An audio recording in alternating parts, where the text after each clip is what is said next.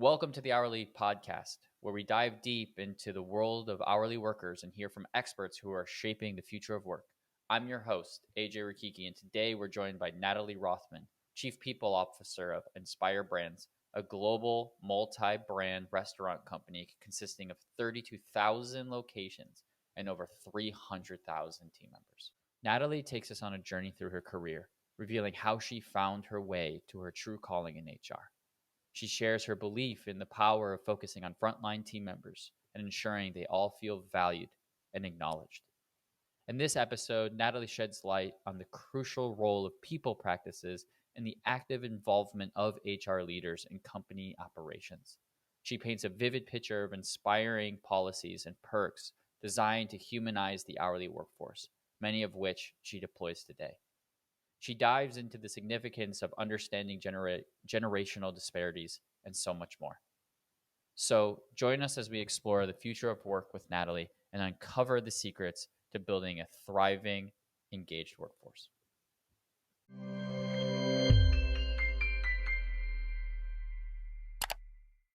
Well, thanks, Natalie, so much for joining me here today. For the listeners, we are in the Inspire HQ in beautiful Atlanta, Georgia. I've been looking forward to this conversation for a long time, especially you writing the foreword for the book, being an important part to the movement of making the life of hourly workers better. I've been inspired by, no pun intended, inspired by your career and the way that you talk and treat these hourly workers. And I'm so excited to be here with you today.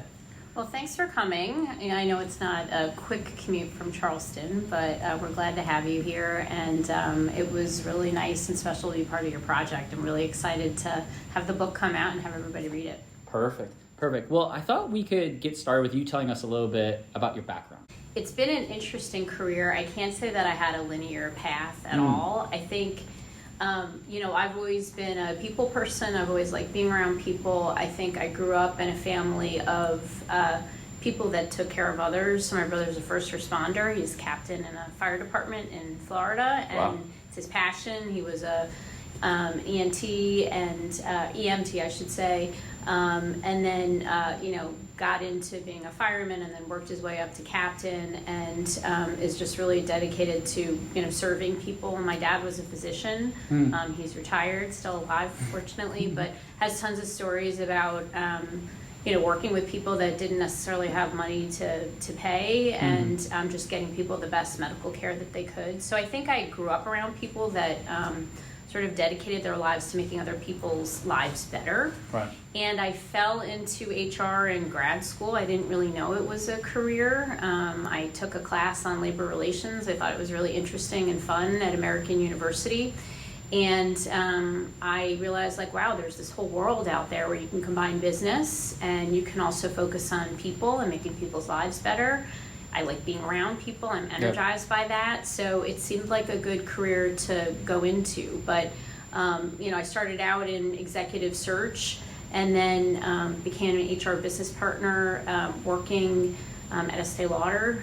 I started in recruiting. They moved me over to being an HR business partner for a company that doesn't exist anymore. It was gloss.com, and I loved it. I loved working with people and kind of continued my career from there. But I never thought I would be a head of HR. It wasn't something I aspired to do, but I knew growing up I liked business. I liked being around people. And again, having this example from my family really had a big impact on me. Yeah, it's amazing to see that journey come into fruition and a career that you've built now that impacts just so many people. And the title of our book being Hourly, right? So when did you make that transition from executive search, which I would assume is more white collar position, into that hourly role?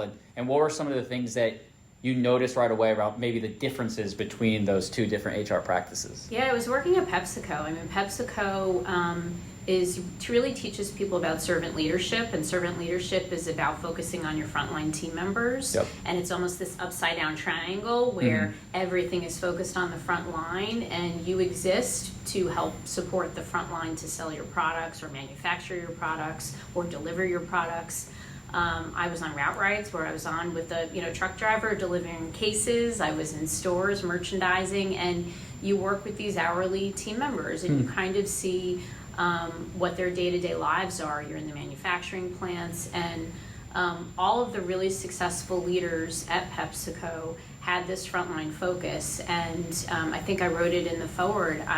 One of my mentors, I just noticed how he engaged when he was talking to frontline team members, and he would take notes, he would remember people's names, and people felt so special from that experience. It just really struck me that I could have an impact on people's lives. So it started with PepsiCo, and then it kind of built from there. But I think the most fun that I have is when I've now done almost all of the brands, but It's so fun to go work in the restaurants, because you learn a ton.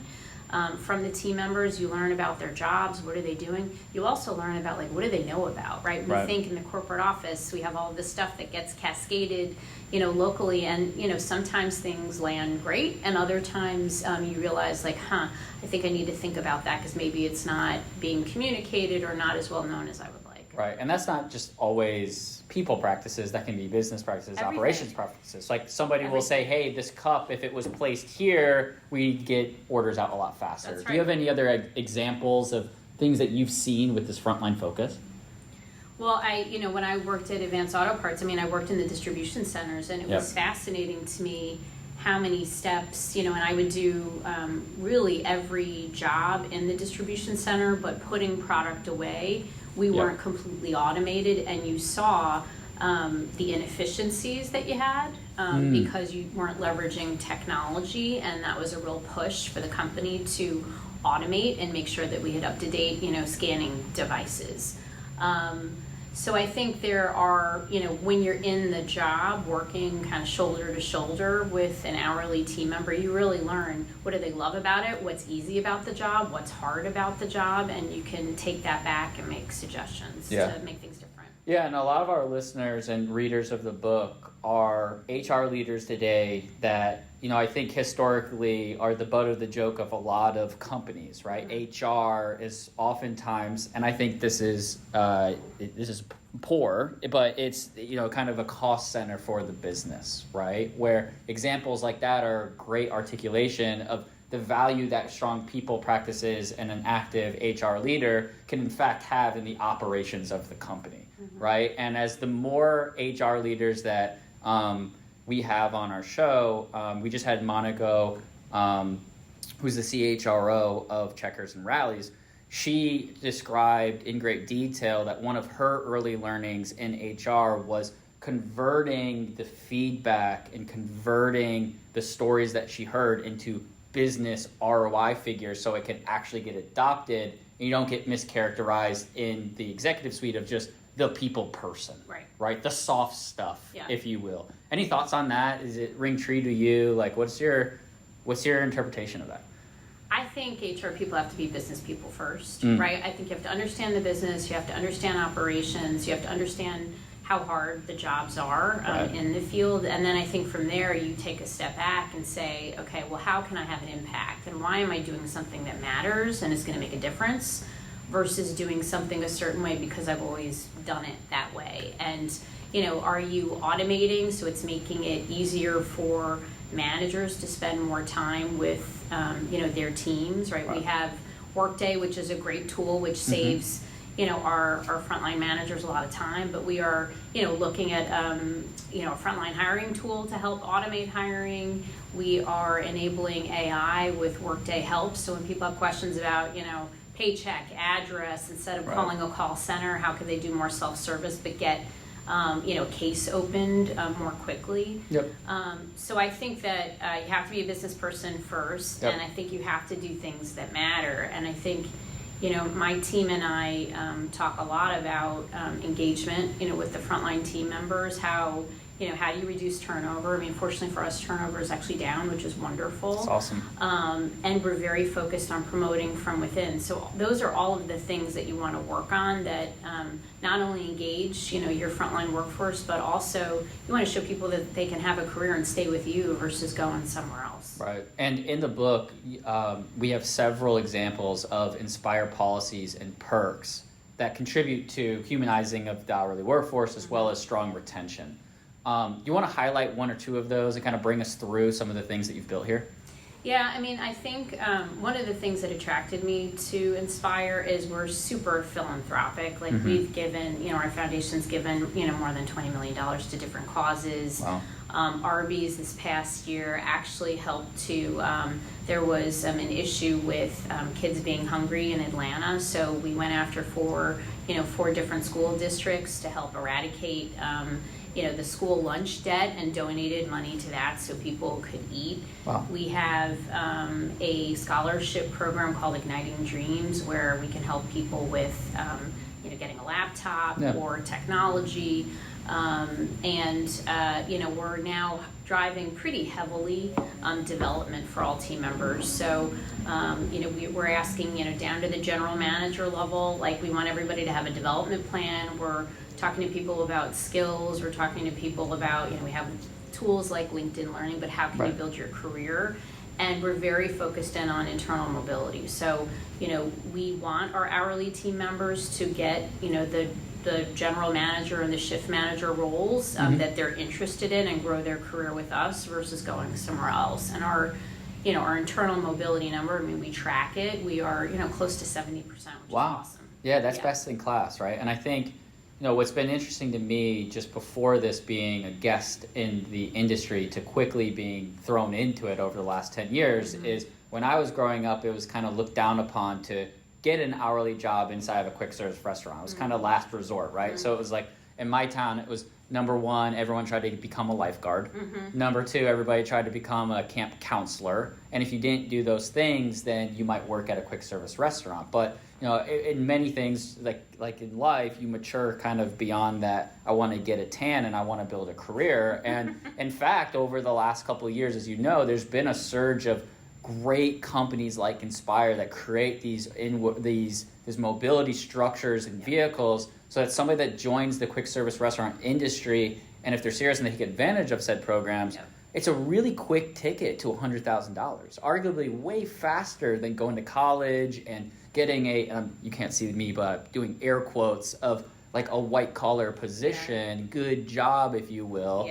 And talk to us a little bit. Maybe you have an example or two or something. Well, I mean, it's most of America's first job. Like I think the percentage is like over 90% of Americans started their job in a restaurant. And I think, I worked in restaurants growing up, and I think it just teaches you great life skills. You learn customer service, you learn how to multitask, and I mean, people always laugh when I say this, but you learn how to walk somewhere with your hands full. When I was a server, like you were told never to go in the back to go get food unless you were clearing dishes or, making sure customers were happy or bringing them something. So I think that there are great skills that you can learn, being in a restaurant for sure. 100%. And, I teach my kids that as much as I can too, is think of yourself as the wait staff that's like talking to a bunch of 5-year-olds. So make sure that we clean up afterwards. And in our household, it's always stack the plates, put all of the utensils into one cup and make it as easy as possible.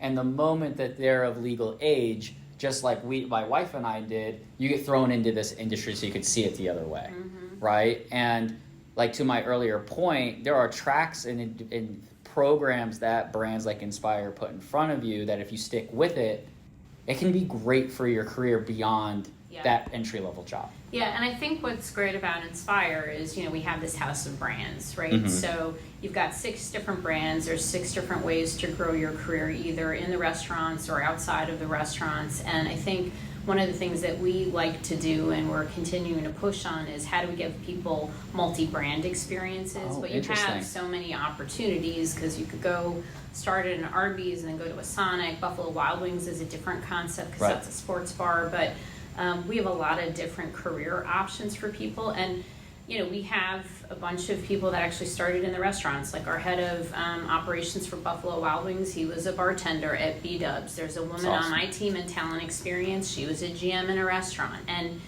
I love talking to them because they actually help, as an HR person, they help us really decide, okay, is this going to resonate with the restaurants? Is this something that we can execute? How do you think this is going to land? So those experiences are really, important, I think, for for all of the employees. But I love the fact that we have all of these people that actually started from the ground up and, have worked their way into all these different really cool jobs. Yeah, and just walking into the Inspire headquarters and seeing the big Inspire lights as you walk in. And for those of you that don't know, it's an amazing building in Atlanta, amazing facilities. And my very first job was actually when I was 15 or 16 years old in an Arby's in Weedsport, New York. Oh, cool. So me, as I come through here, is a very full circle moment where you kind of go from working and seeing the way that this business works through the franchisee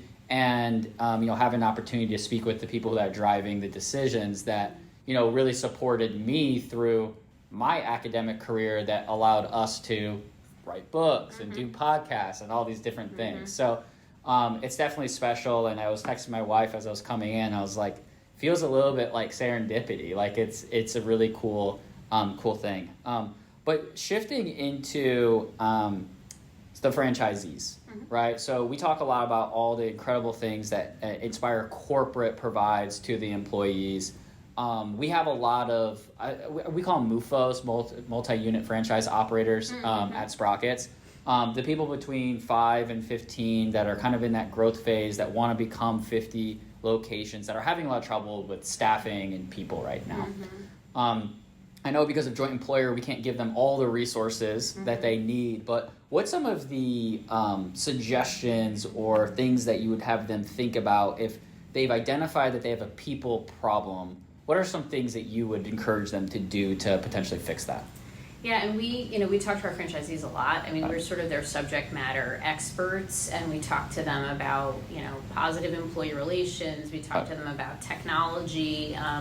We share, sometimes we can share technology with them too.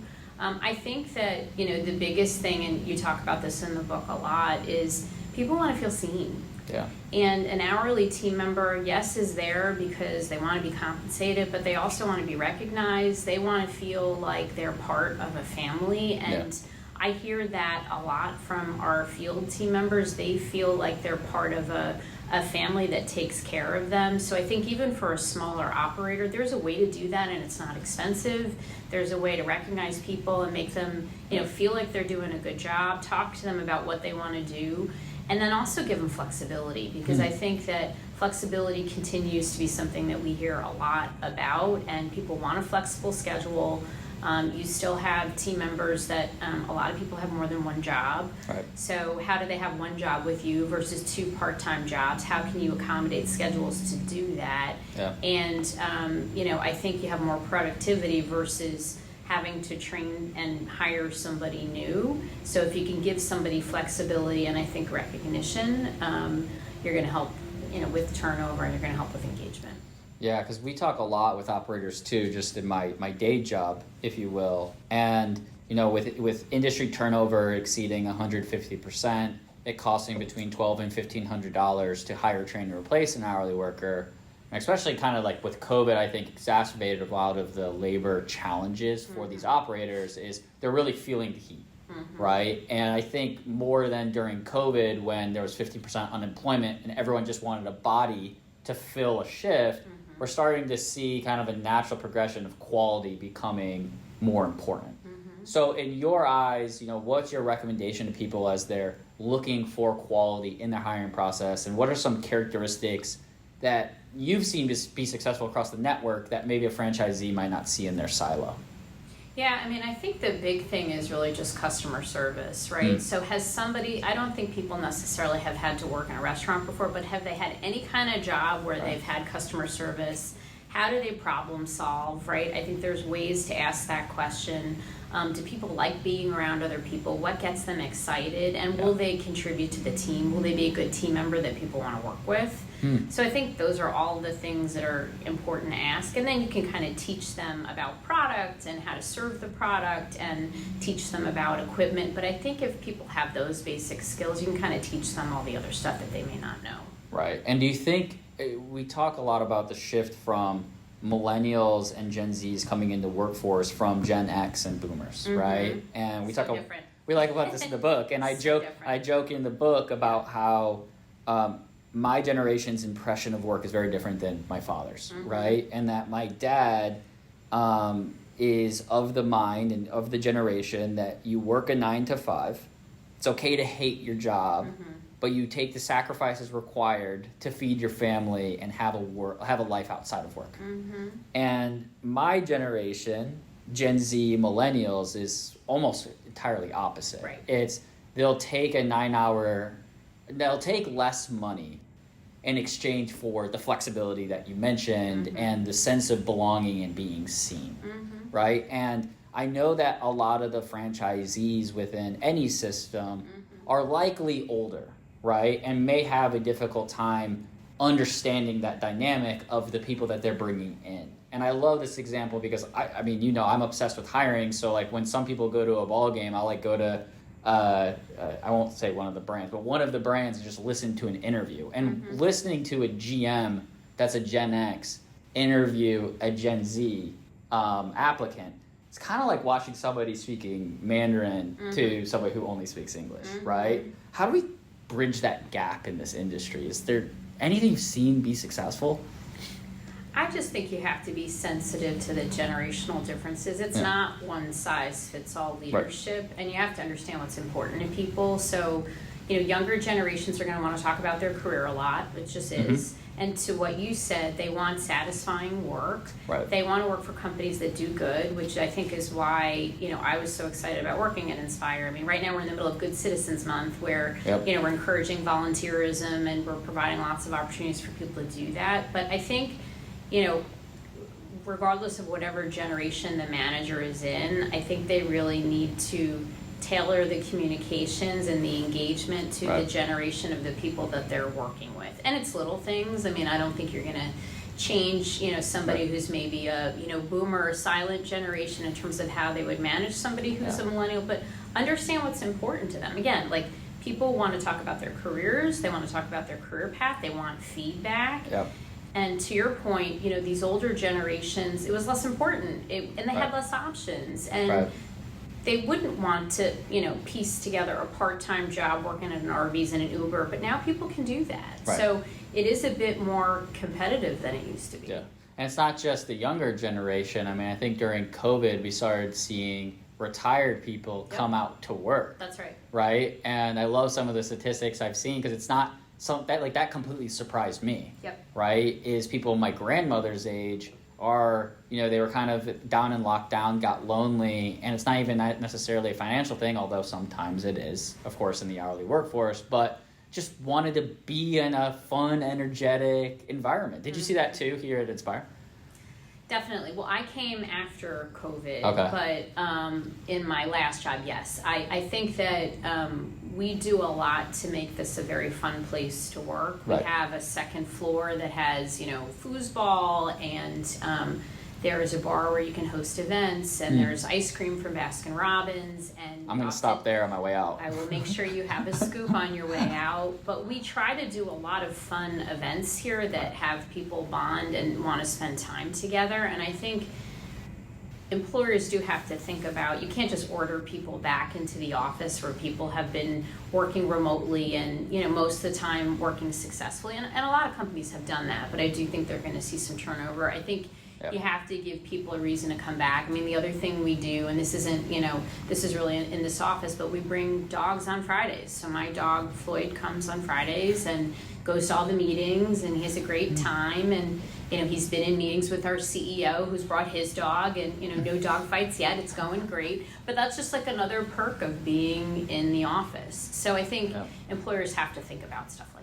Yeah, and so for our audience that's thinking about different perks, like, to me, you know, what I'm trying to understand or I'm thinking about now is how intentional, deliberate are these programs versus how does it just like naturally say, oh, let's bring dogs in because people love dogs versus something that's been that's precedented, that's been studied, and all those things. Like, how do you build and evolve those different perks to make your company your own? You have to get feedback, right? So we're doing Inspire had a lot of great stuff before I got here. We're actually doing like a conjoint benefits survey that will roll out in the, you know, kind of late spring, early summer. But we're asking people what's important to them, because you do have all of these different generations, and they're going to have different priorities. Some people are in the stage of where they're thinking about more financial planning and retirement. But we want the younger generation to think about that too. But I do think that it's not one size fits all. So we get a lot of feedback from people, and that's why we make the selections of things that we do. But you have to continually get that to know what's important. And, a lot of people, a lot of companies actually have focused on tuition reimbursement. There's less of a fad of that, and now it's more about skills, certifications. So that's why I went to LinkedIn Learning. So I think you just have to constantly engage and find out what's important to people. Yeah, in one of our previous episodes of the podcast, we interviewed Jim Bayless, who's he's at Capital Spring in Sizzling Platter. He manages about 700 restaurants. And that was his one piece of advice for any new or existing operator, is just ask your people, right? Culture is such a fluid and hard to define thing. And that when you leave additional ambiguity of trying to guess what it is and guess how people interpret it, it makes it even more perplexing, right? And sometimes the hardest problems can be solved with the simplest solutions. That's right. And simply asking your people, what do you think about this? What is important to you? Might be illuminating, especially as we talk about, like we were saying before, the difference in generations, right? And so when you think about that at the store level, and have you done surveys like that with the different teams? Do you find that, especially since given COVID, is there a change in the things that they're looking for, or has it started to flatline as the labor market's normalized a little bit?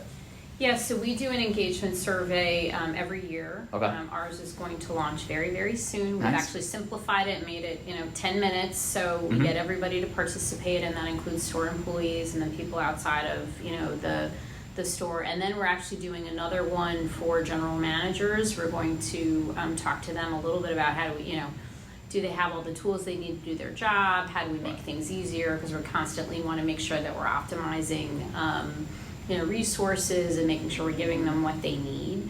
I think, and we actually just got a tool where we're going to be able to pulse. Nice. So, that's another sort of trend that you'll see in HR. People are going from, once a year surveys that are, the data becomes dated pretty fast to more pulsing. So I think, we're going to use that for our hourly team members to really make sure that we're giving them what they need. Yep. Yeah. But those are ways you can go about it. Yeah, and I've seen a lot of new trends of people who are emphasizing, and these are for more of the smaller listeners smaller operators that are listening in, the exit interview. Right? So in the hourly workforce, historically, it's very challenging to get the exit interview accomplished because there's so much turnover and there's a lot of paperwork that needs to get exchanged that the last thing that you ask is, hey, can you complete this survey and tell us your real thoughts, right? And there's this whole, survey bias and survey, challenges therein because people don't always say exactly what they feel. More so, they probably won't complete it, right? Have you guys ever considered anything like that, or you see the merits in that you would recommend to others?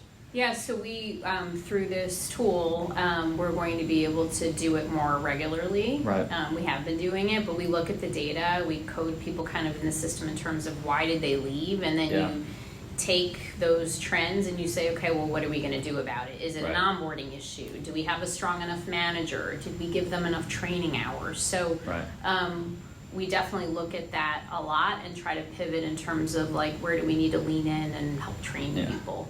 But to answer your earlier question too, in terms of like trends since COVID, I mean, I think flexibility continues to be a big one. Right.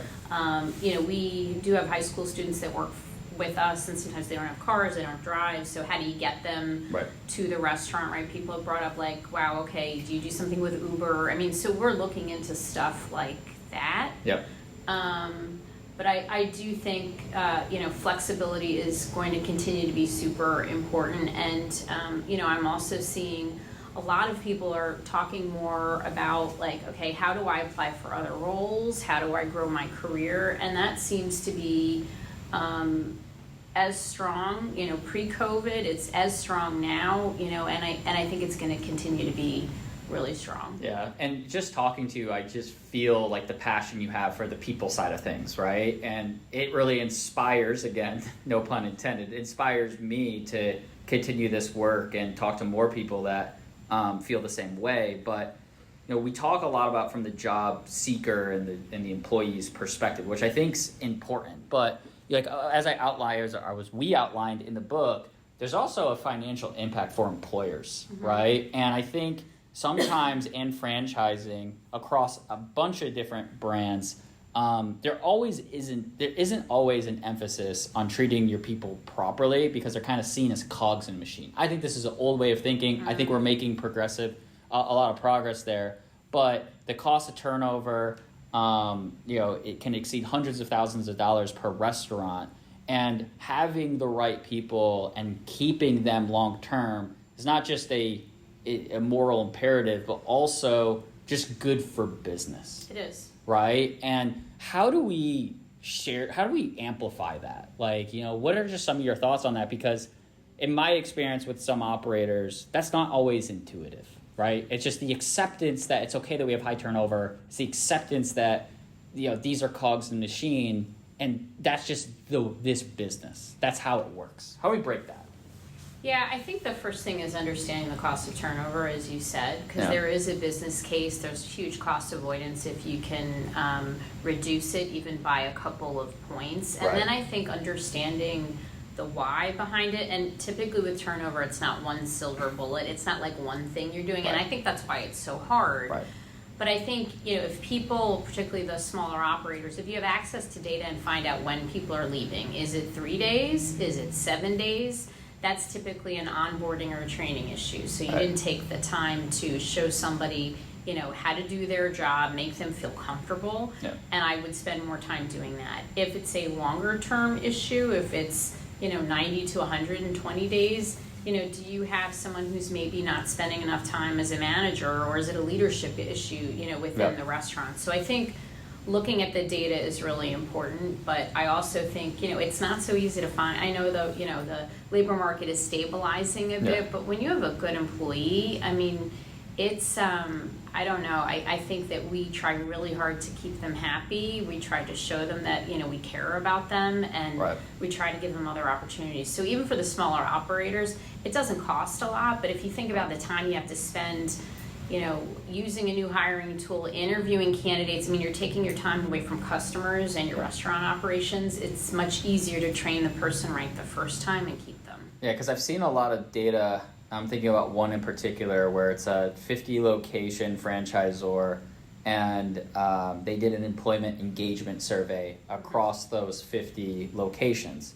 And there was a direct correlation, of course, between the profits and growth within those units and those employment engagement scores. So the ones that had the lowest engagement satisfaction, of course, performed the poorest, right? And it wasn't even like, hey, every once in a while there was an outlier. This was almost a perfect stack from data set to data set, right? And, I think that as viewpoints from my perspective, this is just my perspective, viewpoints about the hourly workforce change, that will get better over time, right? Of people, when we treat these hourly workers like people, provide them with the tools to be successful and happy within your business, they will, without even knowing, reward you as an operator with better service and less expense.